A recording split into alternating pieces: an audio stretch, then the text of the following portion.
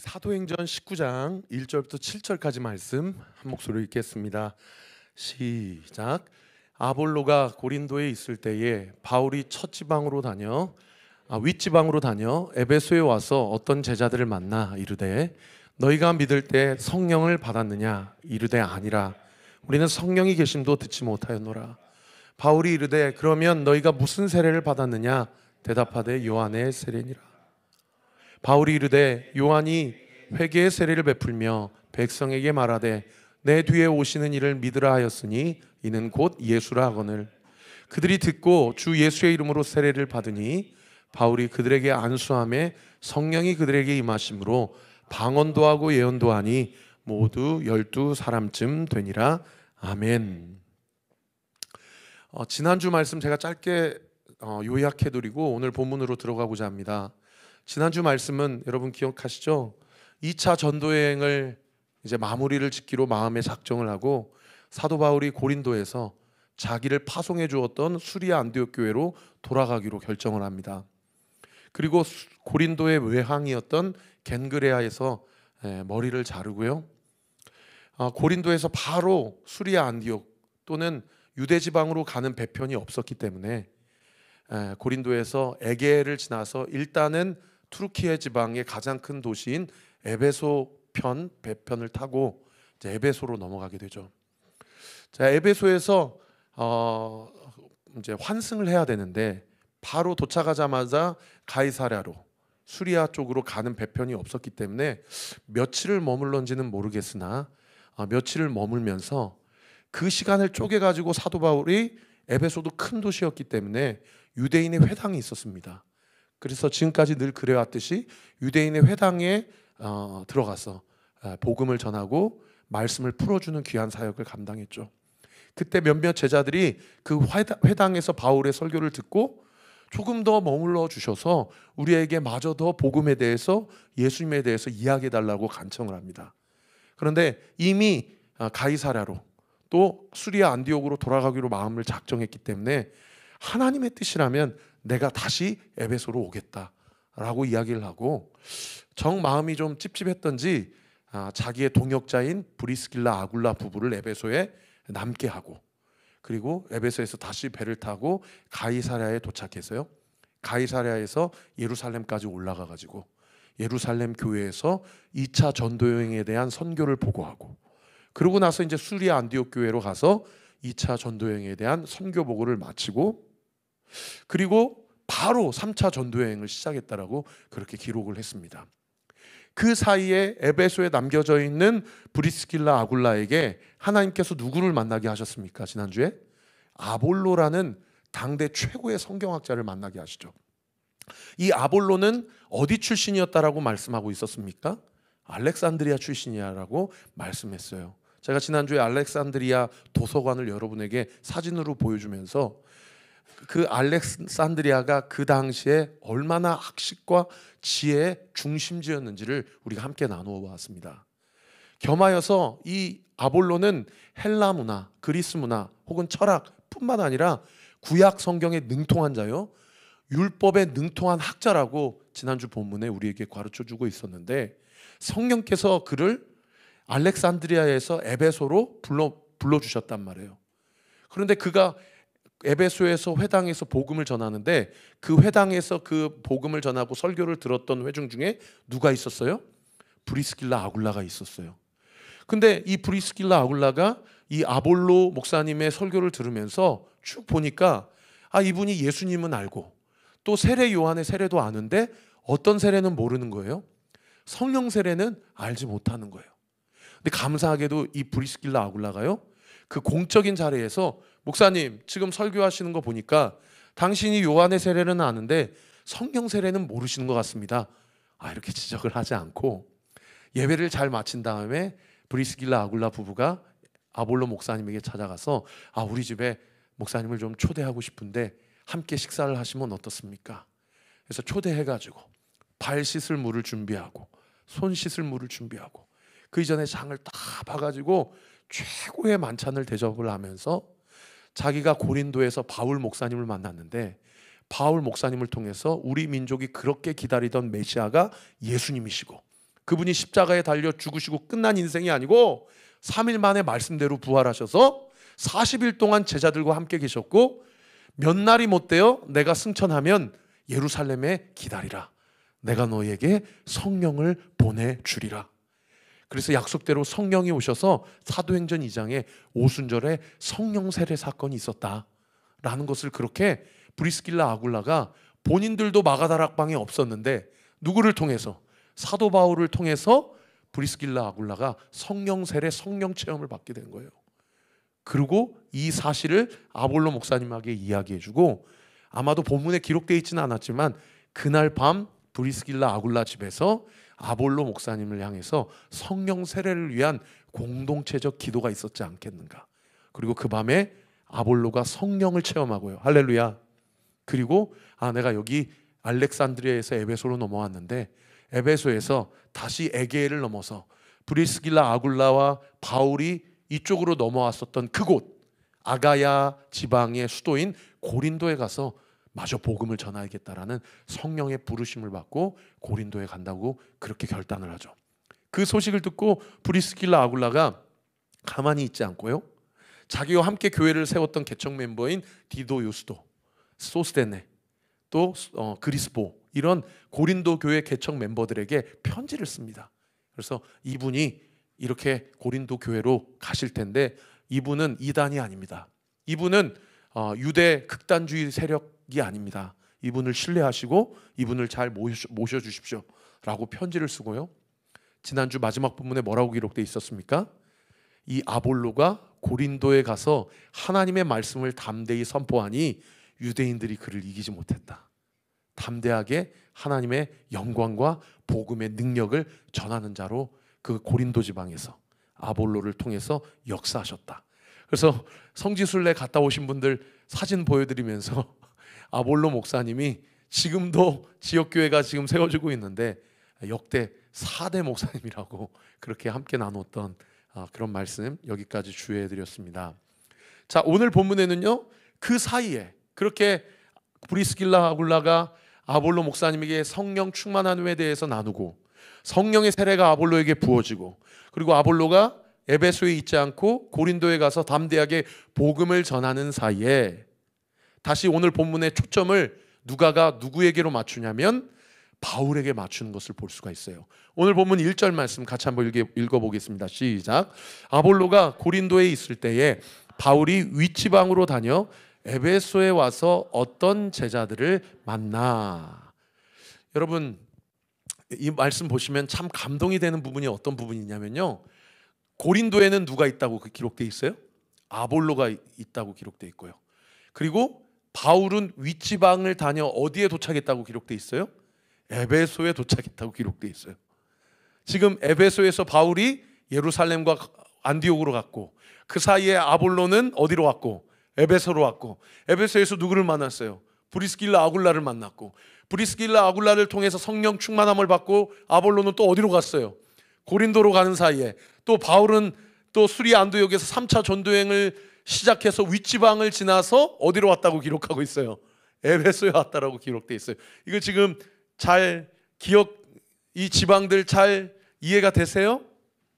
제가 잘 설명한 것 같아요. 여러분, 제가 무슨 말씀을 드리려고 이 얘기를 하냐면, 이 사람이 여기 왔다가 여기에서 일로 가고, 또 이 사람은 여기에서 일로 갔다가 여기에서 다시 일로 오고, 이런 일들이 사실은 이 19장 1절만 봐도요, 바울과 아볼로는 한 번도 만난 적이 없는 사이인데, 성경이 하나님께서 아볼로를 여기에서 여기로, 하나님께서 바울은 여기에서 여기로, 이렇게 각 사람을 통해서 복음을 전하는 메신저로, 하나님의 사역자로 그렇게 각 지방마다 하나님의 때에 하나님의 방법으로 그렇게 사용하고 계시다라는 거예요. 할렐루야. 여러분, 오늘날도 마찬가지입니다. 오늘날 아무개 성도를 서울에서 남양주로, 아무개 성도는 남양주에서 또 어디로, 또 아무개 성도는 이쪽에서 저쪽으로, 또 아무개 성도는 저쪽에서 이쪽으로, 하나님이 그렇게 일하시는데, 하나님의 그 일하심이 인간적인 눈으로 봤을 때는 이 사람이 어떤 끌림에 의해서, 혹은 자기의 원함에 의해서, 혹은 자기의 소원함에 의해서 그렇게 간 것 같지만, 여러분, 오늘 이 자리에 이렇게 앉아 계신 분들, 또 오늘 온라인으로 예배 드리시는 분들, 2024년 4월 18일 날 이 모교 찬양 집회 우리가 함께 주님 앞에 예배하는 이 시간이 하나님의 만세 전부터 예정하시고 택정하신 카이로스의 시간이라는 거예요. 할렐루야. 결코 우연이 아니라는 겁니다. 여러분 얼마나 감동되세요? 저만 감동이 됩니까? 네.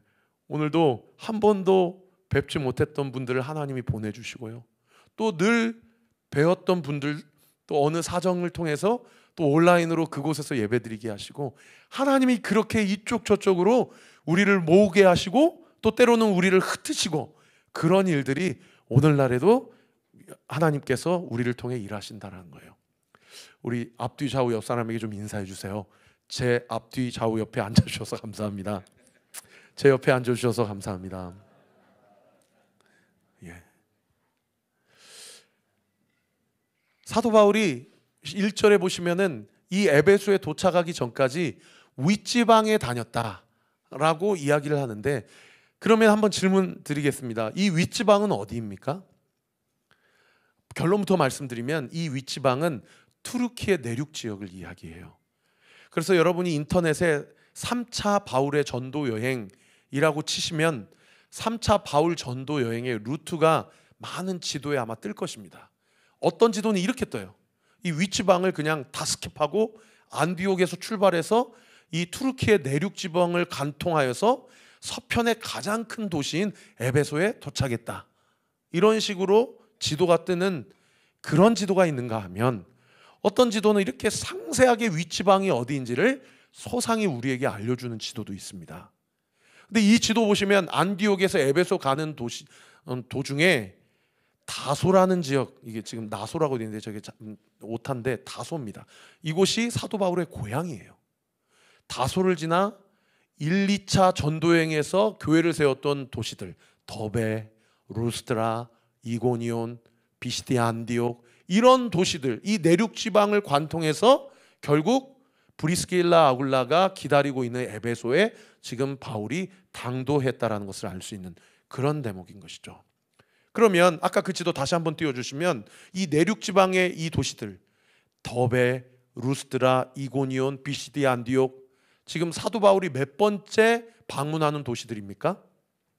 세 번째 방문하는 도시들이에요. 이 도시들은 1차, 2차, 3차 전도 여행 때마다 방문했던 도시들입니다.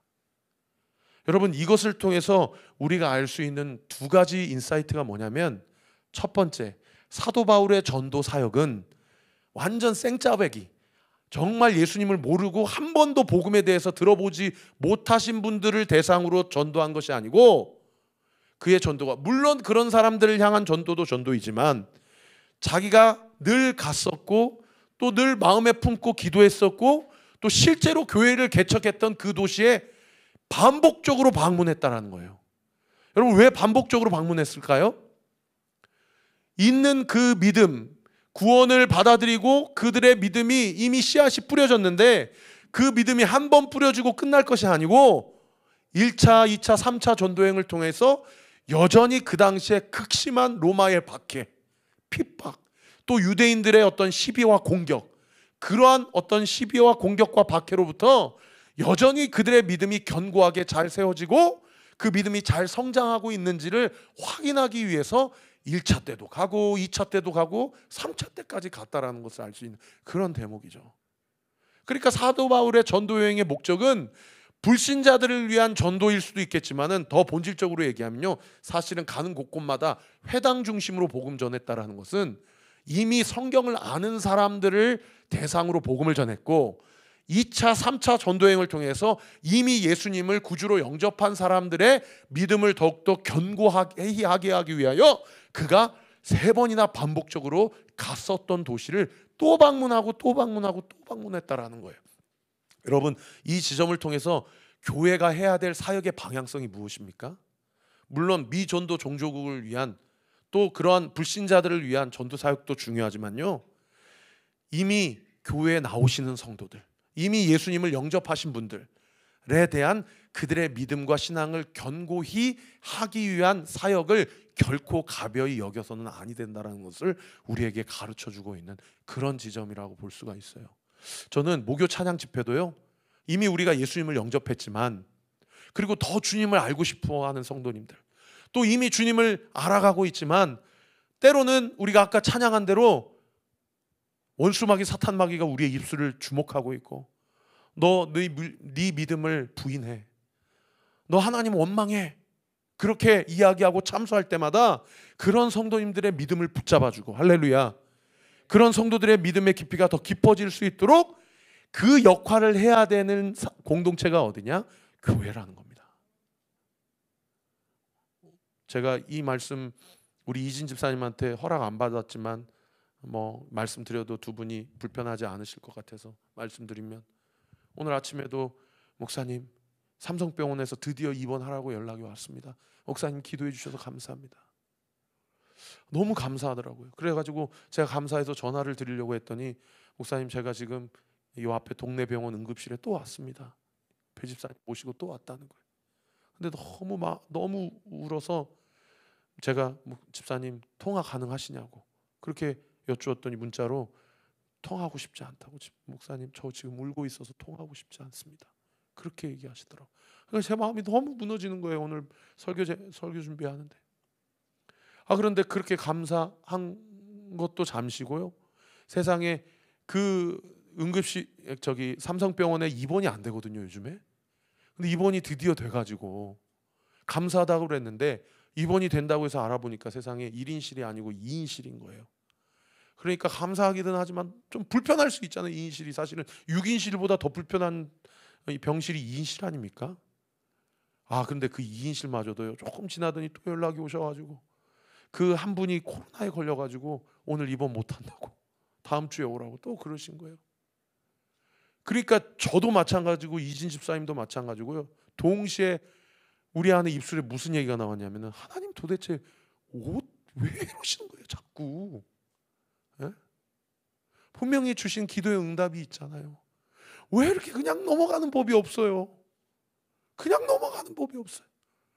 아니 한두 번이면 하나님이 더 좋은 거 주시려고, 한두 번이면 하나님이 더 기도하게 하시려고 이렇게 얘기할 수 있는데, 한두 번이 아닌 거예요 이게. 그러니까 저도 모르게 이렇게 그런 말이 나오고, 이진 집사님도 감사를 고백해야 되는데 감사를 고백할 힘이 없다고 그런 얘기를 저한테 해주시더라고요.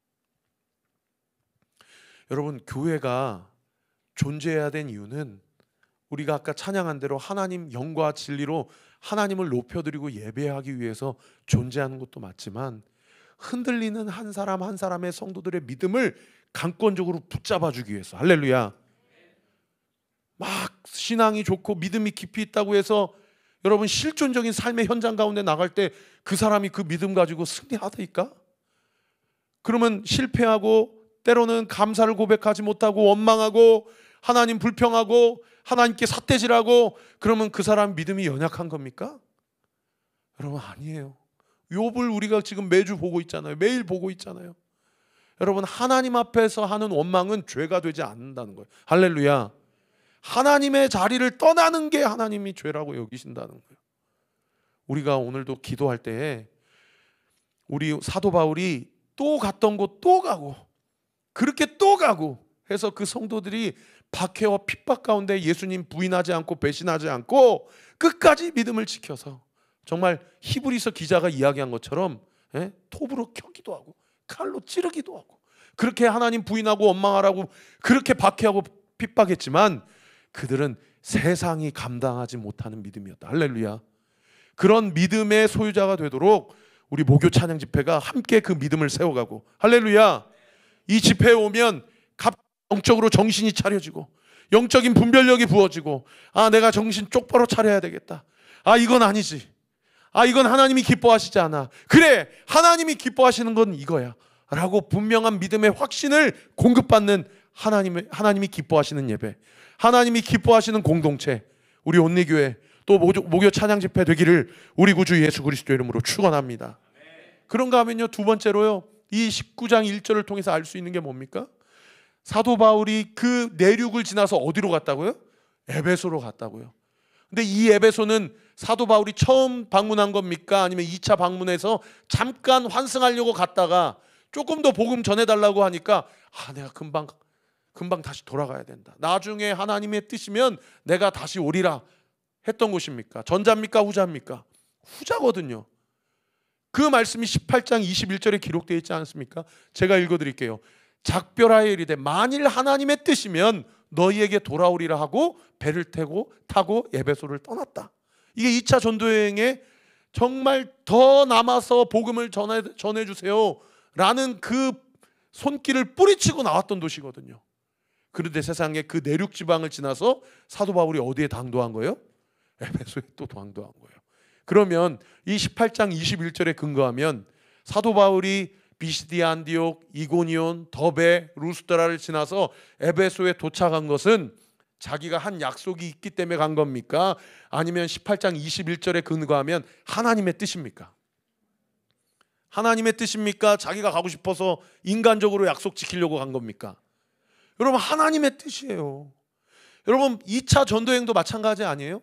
자기는 투르키의 지방을 돌면서 비시디아를 돌고 갈라디아를 돌고 본도를 돌고 이런 지역을 돌면서 복음을 전하려고 그랬는데 성령이 강권하셔서 어디로 넘어갔어요? 유럽 마게도냐 지방으로 넘어갔잖아요. 그러니까 이런 것만 보면 사도 바울이 1차, 2차, 3차 전도여행에 자기가 가고 싶은 곳을 동네를 여행하고 그렇게 방문한 것이 아니고 철저히 하나님의 뜻을 따라 성령의 인도하심을 받아서 자신의 모든 행선지를 결정하고 그분의 인도하심을 받았다라는 것을 알 수 있는 그런 대목이죠. 이 지점에서 성도님들께 이렇게 묻지 않을 수 없습니다. 지금 우리는 성령의 인도하심을 받고 있습니까? 하나님의 뜻을 따라 가고 있습니까? 우리가 하나님의 뜻을 묻지 않아서이지 주님은 우리가 당신의 뜻대로 행할 수 있도록 우리에게 분명히 말씀해 주시고, 동의하시면 아멘, 그 길을 따라 걸어갈 수 있는 힘도 겸하여 공급해 주시는 하나님이신 줄 믿으시기를 우리 구주 예수 그리스도 이름으로 축원합니다. 저는 그렇게 믿어요. 정말로 물으면 주님이 답해 주십니다. 우리가 주님께 마음을 두면 주님이 당신의 마음을 우리에게 부어주십니다. 그러고 나서 2절에 에베소에 도착하자마자 이 제자들을 드디어 만났어요. 그때 이 사도 바울이 그 제자들에게 뭐라고 물어봅니까? 우리 같이 한번 읽어봅시다. 시작. 이르되 너희가 믿을 때에 성령을 받았느냐? 이르되 아니라 우리는 성령이 계심도 듣지 못하였느라. 사도 바울이 다시 한번 우리 도시를 방문해 주세요 라고 해서 꼭 하나님의 뜻이면 내가 다시 오겠다 라고 하고 세상에 바로 본부인 수리아 안디옥으로 가자마자 내륙 지방을 관통해서 약속대로 에베소에 왔어요. 그리고 그 제자들을 다시 만났어요. 근데 그 제자들에게 첫 번째 한 질문이 뭐예요? 너희가 믿을 때에 성령을 받았느냐? 라고 질문을 하고 있다는 겁니다. 여러분, 이 구절 지난주에 어떤 케이스랑 지금 동일한 케이스입니까? 아볼로의 케이스랑 동일한 케이스예요. 그러지 않습니까? 아볼로도 성경의 당대 최고의 학자예요. 613가지의 율법을 달달달 외우는 랍비입니다. 그런데 요한의 세례만 알아요. 무슨 얘기예요?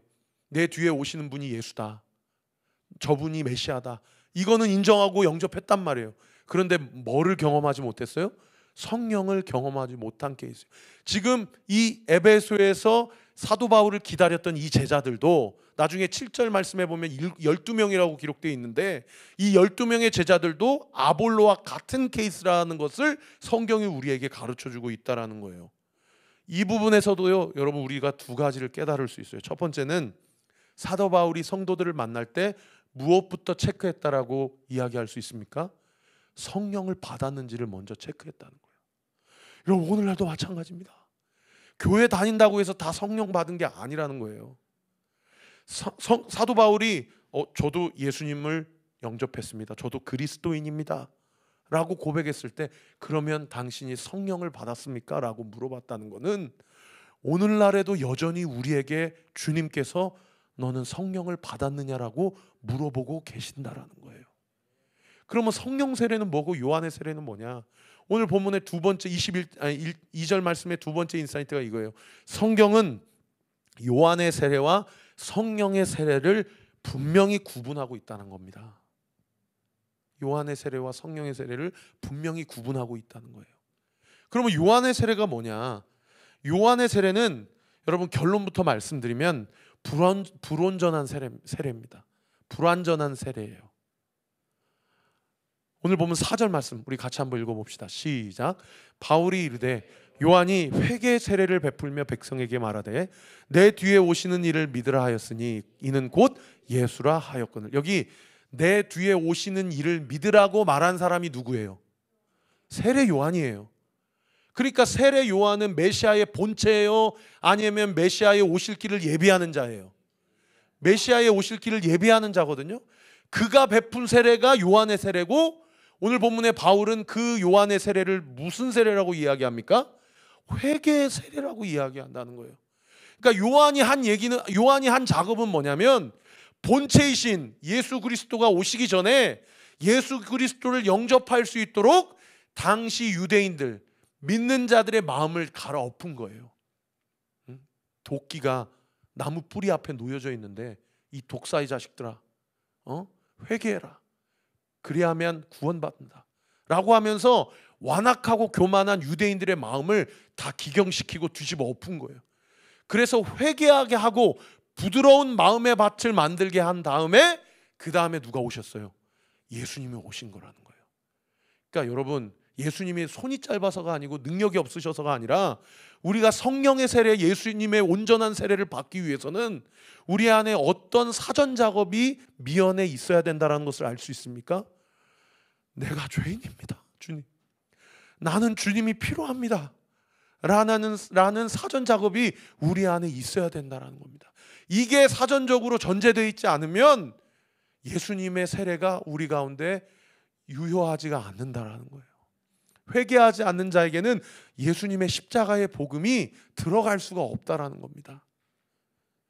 그래서 이 요한의 세례를 받은 것을 사도 바울이 이 12명의 제자를 확인하고 이 회개의 세례를 받았다라는 것을 분명하게 체크를 한 다음에 이 4절 말씀 바로 그 다음 구절인 5절에 비로소 사도 바울이 이들에게 예수의 세례를 베풀어 주죠. 5절 말씀 같이 한번 읽어봅시다. 시작.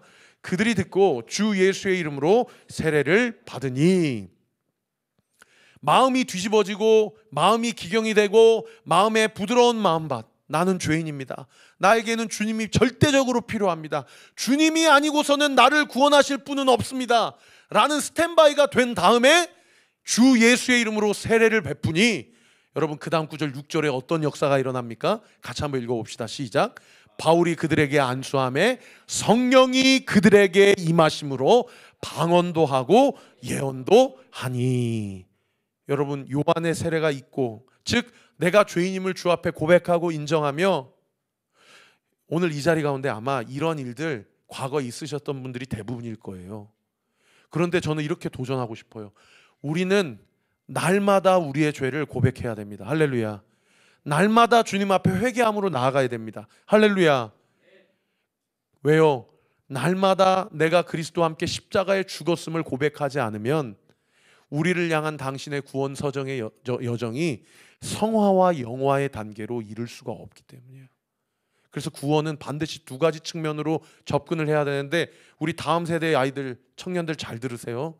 구원의 첫 번째 측면은 요한의 세례, 내가 예수님을 영접하고 죄인임을 인정하는, 그래서 주님을 한순간에 영접하는 구원의 영접 사건의 측면이 있는가 하면 그것은 구원을 받은 것이고요, 성경은 그와 동일하게 또 한편에서 무엇을 이야기합니까?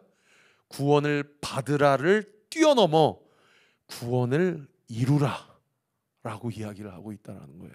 그런 측면에서 우리는 날마다 그리스도와 함께 죽었고 그리스도와 함께 사는 삶을 삽니다 라는 것을, 그리스도의 십자가를 통과하는 그 신앙 고백이 우리의 삶 가운데 날마다 주어져야 한다라는 것입니다.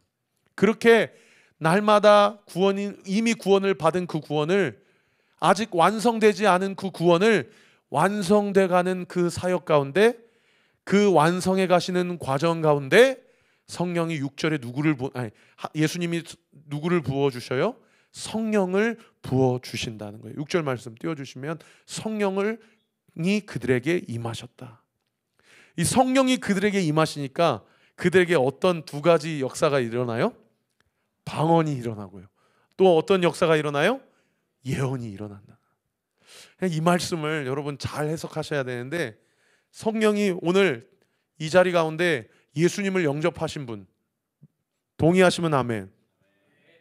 이미 여러분들에게 성령의 임재가 있으심을 믿으시기를 예수님의 이름으로 축원합니다. 왜요? 지난주에도 우리 살펴봤지만 고린도전서 12장 3절에 뭐라고 기록되어 있어요? 성령이 아니고서는 예수를 주라 할 수 없다. 따라합시다. 예수 그리스도는 나의 퀴리오스이십니다.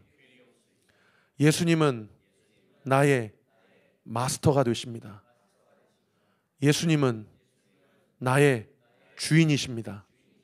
나는 예수님의 종입니다. 여러분, 이것은 무엇이 아니고서는 고백할 수 없다고요? 성령이 아니고서는 고백할 수 없다는 거예요. 그러면 이미 우리 안에 누가 계신 거예요? 성령 하나님이 계신 거예요. 이미 계신 거예요. 그런데 오늘 본문 6절에 보면 성령이 임하심으로 어떠한 표적이 증상이 나타납니까? 방언이 일어나고 예언이 일어난다고 기록되어 있어요. 그러니까 이 말씀을 잘못 해석하면 아마 이 자리에도 방언 은사가 없으시고 예언의 은사가 없으시는 분이 계실 거예요. 그러면 정말 직관적으로 해석을 하면 나는 아직 성령을 못 받았나? 이렇게 오해하실 수 있잖아요. 그래서 제가 고린도전서 12장 3절 말씀을 읽자고 한 거예요.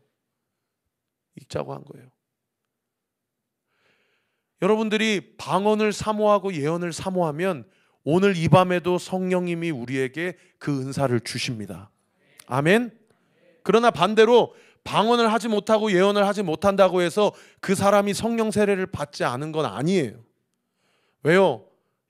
여러분, 방언은 랄랄랄랄라가 방언이 아니고요. 방언은요, 하늘의 언어예요. 하늘의 언어. 하늘의 언어는 어떤 언어예요? 사랑의 언어입니다. 사랑의 언어예요.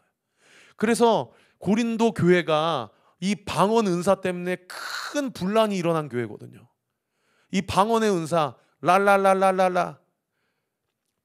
어떤 사람은 룰룰룰룰. 제가 어렸을 때 한 분의 손에 이끌려서, 누구라고 말씀을 안 드리겠습니다. 한 분의 손에 이끌려서 너 방언 받아야 된다 해서 저를 3박 4일간 어디에 가둬가지고 따라해 코카콜라 따라하고. 그래가지고요, 한 둘째 날에 너무 나가고 싶으니까 여기서 빨리 나가려면 어떻게 해야 되나 했더니 방언을 받으면 빨리 나갈 수 있다고 그래갖고 진짜 그냥 제가 제 의지로 랄랄랄랄랄라 했더니 방언 받았습니다. 박수. 여러분, 방언은 그런 게 아니에요. 고린도 교회에 방언의 문제가 일어났던 이유가 뭐냐면 이 방언이 너무나도 명백한 성령의 역사임을 직관적으로 보여주는 은사이기 때문에 이 방언이 어떻게 변질이 됐냐면 이 사람은 성령 충만한 사람, 그리고 방언 받지 못한 이 사람은 아직 성령 받지 못한 사람, 이렇게 구분 지어 버렸어요. 그것을 해결해 주기 위해서 쓴 편지가 고린도 전서거든요. 12장과 14장의 사도 바울이 방언의 은사와 예언의 은사에 대해서 이야기를 할 때 방언의 은사는 그 사람을 위한 것이요, 예언의 은사는 그 공동체를 위한 것이다. 그러므로 자기 자신을 위한 방언의 은사보다 공동체를 유익하게 하는 예언의 은사를 더욱 사모하라, 이렇게 기록이 되어 있거든요. 그러니까 방언의 은사의 이 약점이 뭐냐면 자기의 어떠함을 드러내는 것으로 변질될 수 있는 가장 좋은 은사니까, 이 은사가 있으면 성령 받은 거고 없으면 성령 받지 못한 거라고. 실제로 1970년도에 제가 알기로, 제가 태어나기 전이지만 방언 은사 안 받은 사람은 구원 못 받았다라고 한국교회 그렇게 소문이 났었습니다. 교회사에서. 여러분, 방언의 은사는 사랑의 언어, 하늘의 언어예요. 그래서 사랑의 언어, 하늘의 언어는 어떤 은사입니까? 어떤 언어입니까? 사람을 살리는 언어예요. 할렐루야. 자기의 신앙의 깊이를 드러내는 은사가 아니고요, 영혼을 살리는 은사예요. 할렐루야. 그러니까 예언도 어떤 은사예요? 사람을 살리는 은사예요. 자기의 어떠함을 드러내는 은사가 아니고. 다시 6절 띄워주시면은 성령이 그들에게 임하실 때 그들이 방언도 하고 예언도 했다라는 것은 사람 살리는 사역을 통하여서 에베소 교회가 든든히 세워져 갔다라는 것을 이야기하는 거예요. 아, 정한수 집사님 다음 주에 대박나게 하나님께서 저에게 감동 주셨습니다, 이런 게 아니라는 거예요. 수년 안에 이런 일이 일어날 겁니다, 이게 예언이 아니라는 거예요. 오시오스이아클라와 시모포스, 이런 게 방언이 아니라는 거예요. 방언의 은사, 예언의 은사는 사람을 살리고 공동체를 세우고 하나님의 영광을 드러내는 거라는 거예요. 여러분, 그래서 강력한 성령의 역사가 뭔지 아십니까? 저 사람이 성령 받았다라고 가늠할 수 있는 강력한 증거가 뭐냐면, 제가 지지난주에 설교했어요. 우리 초등학교 온리키즈 아이가요, 세례를 받고 세례 교육에 제 앞에서 뭐라고 얘기했냐면, 목사님, 저 학교 가서 전도하겠습니다. 여러분, 이거 너무 명백한 성령의 역사 아닙니까?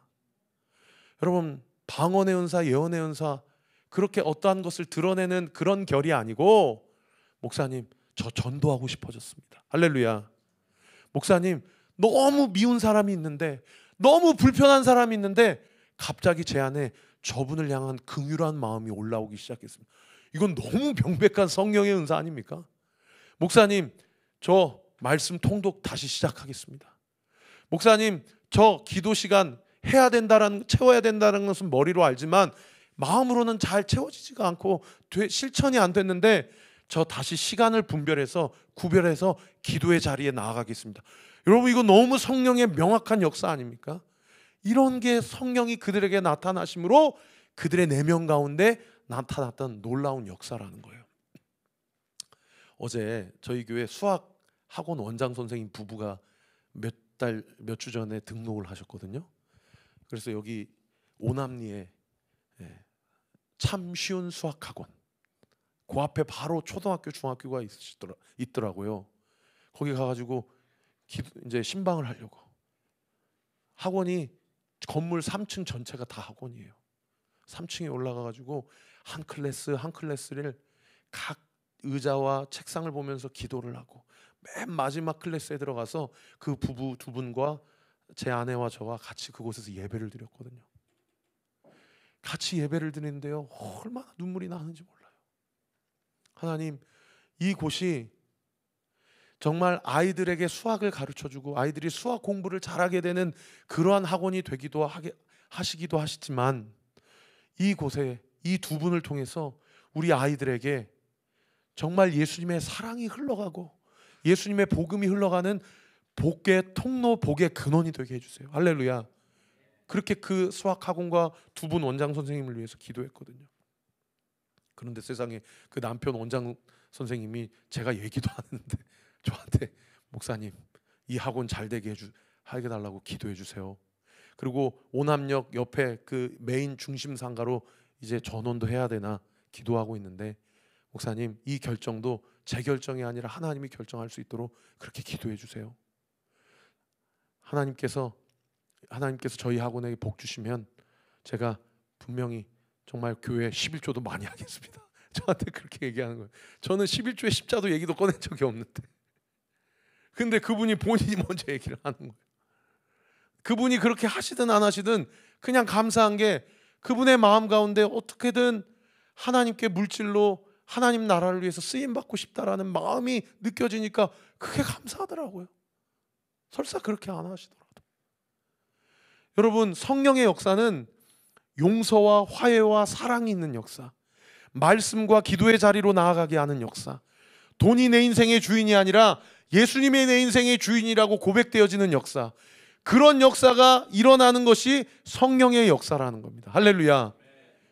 우리 온리교회 성도들 가운데, 여러분, 목요 찬양 집회 하나님 앞에 나오는 성도들 가운데 누가 시켜서가 아니라 자기 마음 가운데 깊이 있는 감동과 은혜에 벅차서 그 은혜가 샘솟아서요, 내가 세상에 썩을 것에 마음 두지 않고 하나님의 하늘의 것을 구하면 산다라는 그 하나님의 말씀의 진리를 붙잡고, 누가 시켜서가 아니라 주께서 내 마음을 강권하셔서 그렇게 믿음의 자리, 은혜의 자리로 나아가게 될 때 그 순종의 삶을 통하여 하나님이 영광 받으시고요, 그 두 분 원장 선생님의 그 사역을 통하여서요, 한 70여 명의 아이들이 내원하고 있대요.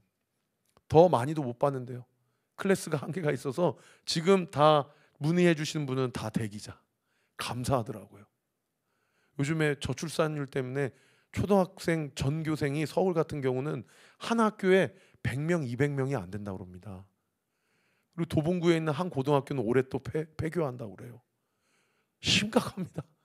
그런데 세상에 그 선생님 앞에 초등학교는 전교생이 900명, 옆에 있는 중학교는 전교생이 800명. 그래서 요 앞에 있는 초등학교, 중학교는 서울에 있는 웬만한 초중고등학교 3, 4개를 합친 전교생 인원이라고 얘기해 주시더라고요. 아, 하나님, 이 학원과 이 사업장이 아이들을 살리고 생명을 세우는 사업장이 되게 해주세요. 할렐루야. 그렇게 주님 앞에 쓰임 받을 때에요, 여러분, 그것이 성령 충만함의 역사임을 믿으시기를 우리 구주 예수 그리스도의 이름으로 축원합니다. 말씀을 정리하겠습니다. 성령 충만한 자, 성령의 세례를 받는 자는 어떤 사람이냐? 여러분, 첫 번째 이 문장을 꼭 마음에 새겨주시길 부탁드립니다. 나 중심의 삶이 아닌 이타적인 삶, 타인 중심의 삶을 살게 돼요. 타인 중심의 삶을 살게 됩니다. 여러분, 우리 교회가 올해 들어 갑자기 부흥을 해가지고 많은 분들이 와주세요. 그러니까 많은 분들이 오시니까 기존의 어떠한 생활 패턴 또는 신앙생활의 패턴 또는 어떤 기독교에 대한 이해를 가지고 오시면 우리 교회에 오셔서 여러 가지 예배를 드리고 공동체를 경험하면서 저한테 이제 한두 분씩 찾아오셔가지고 왜 우리 교회는 이런 거 없어요? 왜 우리 교회는 이렇게 하세요? 이렇게 말씀해 주시거든요. 근데 제가 참 감사한 게 그렇게 말씀해 주시는 마음의 이면에 무엇을 보냐면 교회를 사랑하는 마음을 발견해요. 그래서 참 감사하더라고요. 그래서 제가 적용할 수 없는 것은 이래이래해서 적용하기가 어렵습니다 라고 이해를 시켜드리고, 어떤 부분에 있어서 건의가 들어오면 또 적극적으로 목회지원팀과 얘기해서 그것들을 건의를 관철을 시키고자 그런 과정들을 지금 지난주, 지지난주 계속 겪고 있거든요. 참 감사하더라고요. 성도님들이 교회를 너무 사랑해요. 그런데 그 과정 가운데 우리가 그리스도 안에서 하나가 되기 위해서 꼭 명심해야 될 지점이 뭐냐면 나 중심적인 삶이 아닌 타인 중심적인 삶으로 가야 된다. 저는 이게 성령의 역사라고 믿습니다. 왜요? 내가 죽고 예수로 사는 삶의 결이기 때문이에요. 그래서 요한의 세례든 성령의 세례든 로마서 6장 4절 말씀 한번 띄워주시면 세례에 대해서 뭐라고 정의하냐면 이렇게 정의합니다. 제가 읽어드릴게요. 그러므로 우리가 그의 죽으심과 합하여 세례를 받았다. 세례가 뭐라고요? 그리스도와 함께 죽었다라는 거라는 거예요. 그와 함께 장사되었나니 이는 아버지의 영광으로 말미암아 그리스도를 죽은 자 가운데서 살리심과 같이 우리로 또한 새 생명 가운데서 행하게 하려 함이라. 할렐루야. 여러분, 성령 세례 자체가 어떠한 역사라고요? 내가 죽고 남이 사는 삶이에요.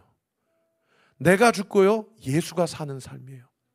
여러분, 우리가 이 십자가 정신을 잃어버리면 우리 교회도 세상에서 교회의 권위를 완전히 추락시키고 예수님의 이름을 먹칠하는 그 어떤 안타까운 교회의 상황과 우리 교회도 별반 차이가 없는 경우로 이어질 수 있습니다. 얼마든지요.